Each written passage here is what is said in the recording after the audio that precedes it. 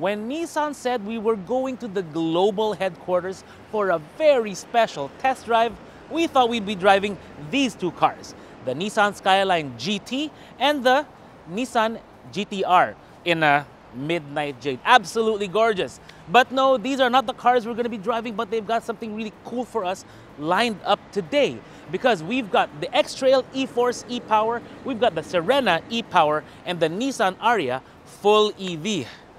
Next time, baby.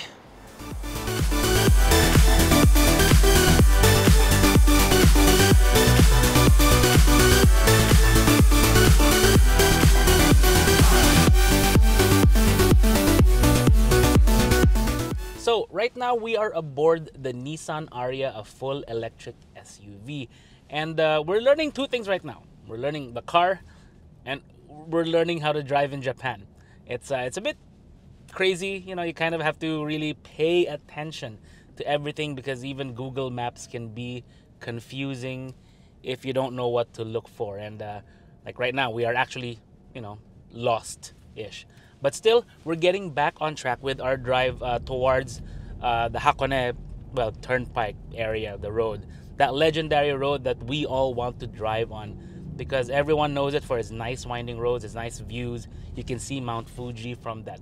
And the Ariya is actually a perfect car to go on this, because this fully electric, the battery is down low, so the center of gravity is quite low. The version we're driving is not the all-wheel drive. This is the B6 front-wheel drive version with a, I think it's a 66 kilowatt hour battery, and it goes to around I think 400 something kilometers. I'll check in with the specs in a bit. But anyways, back to me focusing on this road, because I'm really paying attention to every road marking, every green light, and every pedestrian sign, just in case. Like that one. Okay, so after the confusion we had with the route and everything else and getting used to how they drive in Japan, we can now talk to you a little bit more about the Ariya. Now, as you can see, this is one really good looking crossover SUV. The way Nissan designed it, it really looks like a concept car. There's no other way to put it. It looks very futuristic, as it should be. Now, like I said, this is a crossover 5-seater, 2 rows, meaning 2 in the front, 3 in the back, and space is really good. What's actually something we really noted here is that the way it felt, just like a normal SUV, a normal crossover. So it's not gonna feel like some kind of science experiment, that kind of thing. It just feels properly done, and that's what we like. Nissan does have quite a bit of experience with EVs, and we can see it with the Ariya. So now looking at it, ground clearance is actually pretty good. The wheel size is also really, really nice. It just looks stunning on the road. It even has the things that, fins that kind of aid with the aerodynamics and all that stuff. You come over to this side, you can see here, this is something you're gonna have to get used to with a lot of EVs. The charging port is usually in the front. Some of them also have it in the back, but most of them tend to have it in the front or right there on the nose, as is the case with the Nissan Leaf. They had it there on the nose. This one right here. Now, the thing about this version we're driving, this is the B6, meaning this is the front wheel drive. It has 218 PS and 300 Newton meters of torque, driving only the front wheels. There's another version called the B9. It has the all-wheel drive system. It gives you the traction for all kinds of slippery conditions and all that. Now, what we really liked was the interior of this car, because when you pull it, sorry, it's a little bit messy because we have been driving it for quite a bit. It just feels great. The floor is a bit different than what we normally experience in a lot of cars, because it does have that little bit of hump. It doesn't almost seem symmetrical. I don't know how to describe it. The back, we'll not show you that. It's a little bit messy. But yeah, so far it's a good start for our drive here in Japan with the Nissan Ariya. So what's next? Well, we do have Serena and X-Trail to go through. So let's check that out.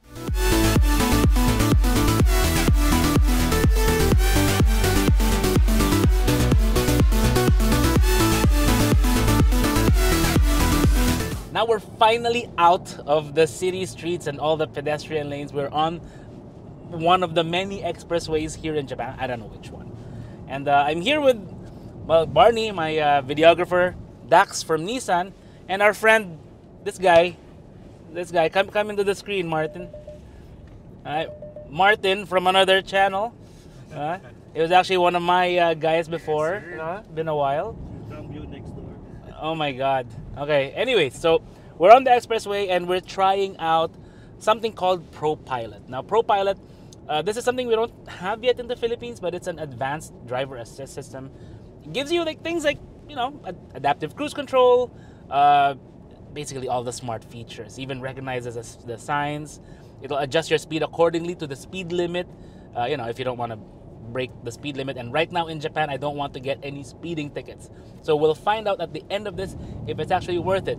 And what's great here is that this car is adapting to, I mean, these are actually all old roads, right? But it's all integrated very well into this kind of system, even with the way it works with the toll, with the ETC cards. We don't have to slow down for the toll gates anymore.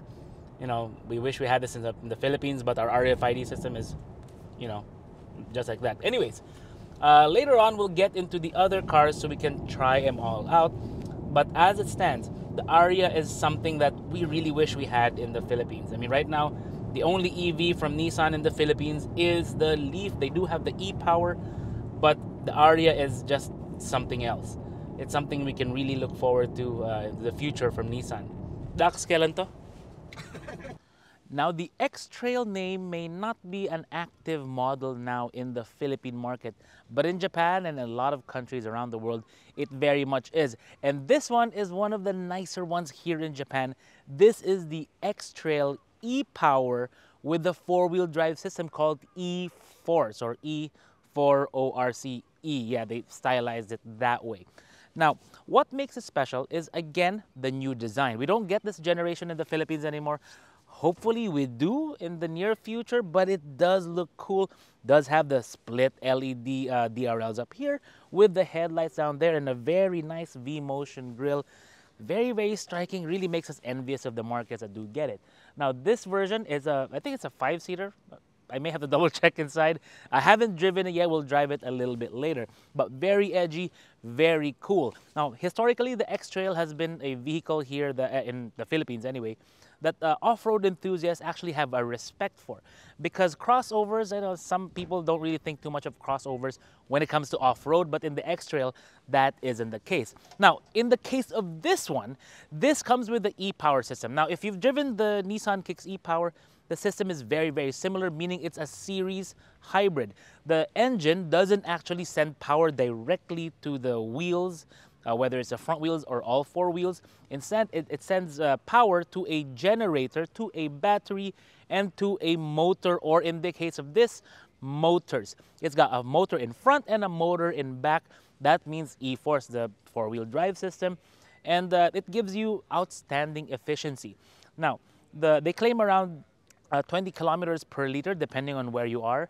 For this variant, it does have a pretty powerful 204 PS engine, motor driving the front wheels, and a slightly less powerful motor, again, in the back driving the rear wheels. And that's what makes the difference here. The E-Force system is something they tuned to be able to give you optimal traction in all kinds of conditions that you may encounter with the X-Trail. And being that this version is the Altec one, well, it's got a lot of other nice details all around. The splitter, the wheels, some of the other details inside, and also this very nice shade of Altec blue. Let's get on the road and try it out. Normally the steering wheel would be here, but no, it's Martin's turn to drive. And I kind of wanted to see how my former protege is driving now. Okay pa naman, mukhang hindi pa naman kami nababangga. We haven't freaked anyone out on the road yet. But I'm giving him some tips, you know, from my B2 driving school, driving academy kind of thing. But the X-Trail, it feels much better, much more premium than before. This generation came out in 2021, but by then it's already been phased out. The X-Trail name has been phased out in the Philippine market. But interior, very much fantastic. It's got this nice wood grain. I mean, it's not real wood grain, but it's got nice wood grain, nice black there with the Altec blue cues. I mean, that's what Altec does. They kind of level up everything, make it a bit sportier. So they use a shade of blue that's with the stitching, and then with the seats, well, we're seated here, so can't really see yet, but full digital screen here, touch screen, and then full digital screen there. Really, really, it kind of reminds me of Audi, the instrument panel of this. And but yeah, all the technology stuff you can expect. And of course, being an e-Power, drive is smooth, drive is really quiet. And fuel economy, we didn't even reset the fuel economy. At an average speed of 30 kilometers per hour, it's doing 15 kilometers per liter. That's pretty good for something this big and this comfortable. We'll try to reset that later when we get on the Hakone Turnpike. Yes, we're going on the Hakone Turnpike on the way to, well, to get a view of Mount Fuji.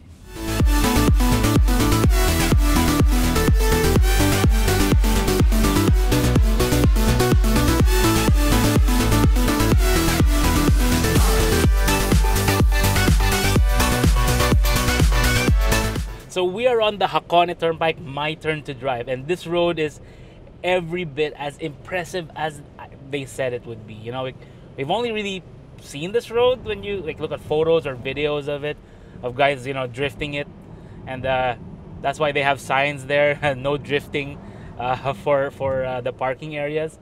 But what's really cool is that just the view here. We're passing another of these bridges that they have. The view is absolutely fantastic, but I have to focus on the road. And with the X-Trail E-Force, it really is good. Now, we can't really explore the benefits of E-Force right now because it's not raining, it's not snowing.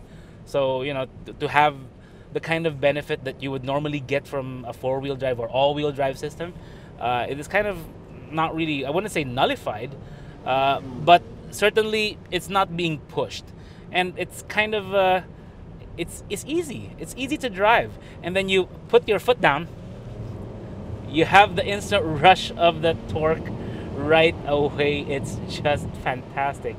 Yeah, Nissan, you need to bring this to the Philippines. We would really love to drive it. And if you can build a Hakone Turnpike too, please do. So that's the X-Trail done, and it's time to move to something that I know a lot of Filipinos also like.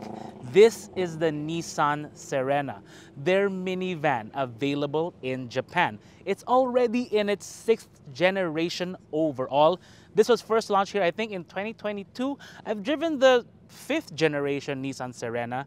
And in the Philippines, of course, for those of you who own the Serena, that would have been the 2nd generation or even the gray market 1st generation. So what's new with this? Well, as you can see, it's still a very upright vehicle with a very large greenhouse for what it is. It's still an MPV or minivan with 2 doors on either side for the front and then sliding doors for the rear cabin.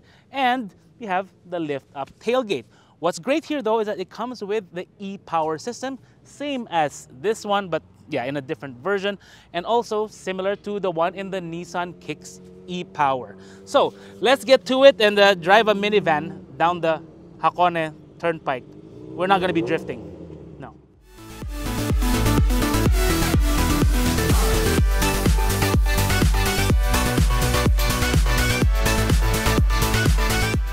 So we're back on the Hakone Turnpike, and this time it's in the Nissan Serena. Now, I've always, like I said before, I've always wanted to drive this road, but I never envisioned it would happen in a Serena or an X-Trail. Maybe something like, you know, GTR, Fairlady Z. But still, I'll take it because this experience is something else. This road is incredible. And right beside me, you can see I think they're getting apprehended by the police of Japan. But that's not part of our group. I think that guy was in an 86 and some big bikes. I think they're just being told not to stop there for a photo op. Because normally, this would you would have the view of Mount Fuji right over there. But, you know, not today. It's a little bit cloudy. Yeah, it's still cloudy. Can't really get a peek of Mount Fuji. But see, this road is a haven for car enthusiasts and motorcycle enthusiasts. You see them all around. 86s, Fairlady Zs or 370Zs, 400Zs, we haven't seen one yet. MX-5s, all that stuff. So yeah, we're driving it in a Serena, but again, not complaining. This car, well, this MPV is pretty fun. Now you do get a great view of everything around you with this big windshield, big side glass, everything. And it's actually nice to drive, I have to say. Like, It's a unibody, so it's not a body-on-frame platform. So you do feel a bit more like a car when you're driving this, a bit of, really tall one. Now, there are seats in here for 6 people. It's 2, 2, 2, and then with captain seats in the middle. And this kind of vehicle would really be popular in the Philippines, but they don't offer it yet. I hope that changes because we can see this as a great alternative to something like the Innova Hybrid. And this is also a hybrid. This is e-Power. So it's got the 1.5 liter engine charging up the battery to power the motor for this one. I'm actually not sure if this one is the all-wheel drive version. I should check the badge in the back. But if it is all-wheel drive, then it should be e-Force. If it's not, it's just front-wheel drive. But still, in a road like this, doesn't really matter. Still pretty good and still pretty efficient. Now, I haven't been checking the fuel economy. I should reset that again and give you some numbers later on.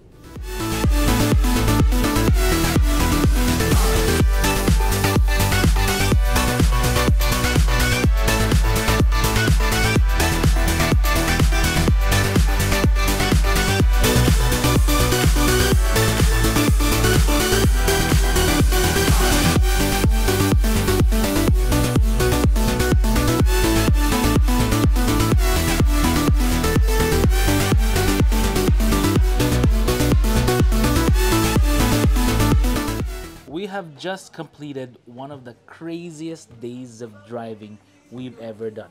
That's actually a theme that we've experienced with Nissan over the years. Every drive is memorable for different reasons. Sometimes we were bashing in the Moroccan desert or even on Silverstone.